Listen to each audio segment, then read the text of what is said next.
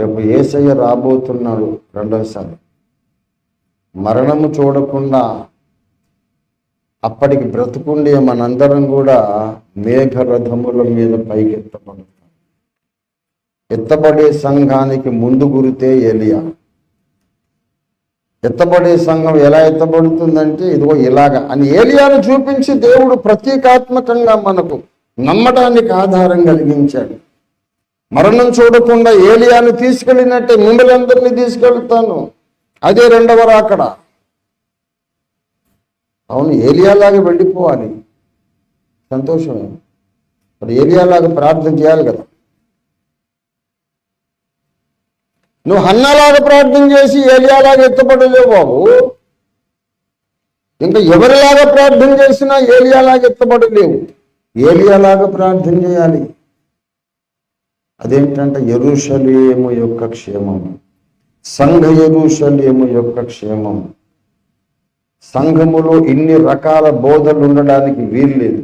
సాతాను తెచ్చిపెట్టిన ప్రతి బోధ కాలిపోవాలి, తొలగిపోవాలి.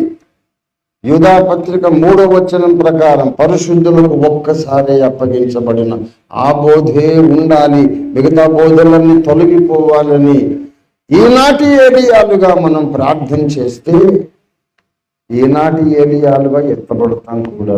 దేవుని స్తోత్రం కలుగునుగాక. అలాగే ఎత్తబడే సంఘముగా మనల్ని దేవుడు సిద్ధపరుచునుగాక. ప్రార్థన చేసుకున్నారండి పిల్లల. ఒక్క నిమిషం ముందే ముగించి ప్రార్థన చేసుకుందాం. స్తోత్ర ప్రార్థన. ప్రేమ కలిగిన మా మహాపరిశుద్ధ తండ్రి, జీవాధిపతి అయిన మా యేసయ్య, విత్తబడిన నీ జీవవాక్యమును బహుగా ఫలింపజేయండి. ఏలియాలాగా మమ్మల్ని ఆరోహణం చేయించడానికి తిరిగి రానయ్యున్న యేసయ్య,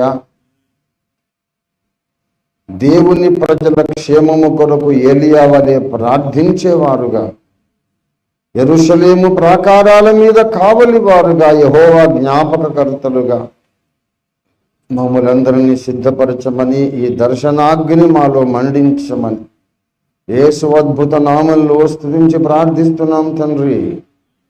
మన తండ్రి అయిన దేవాది దేవుని శాశ్వత ప్రేమయు సర్వ జగద్రక్షకుడైన యేసునాథుడు అనంత కృపయు పరిశుద్ధాత్మ దేవుని తోడి దివ్య మనోహర సహవాసం చేరివచ్చిన మనకందరకు, భూలోకమందున సకల భక్త కోటికి, దేవుని ఏలియాలకందరికీ సదా తోడై ఉండును గాక.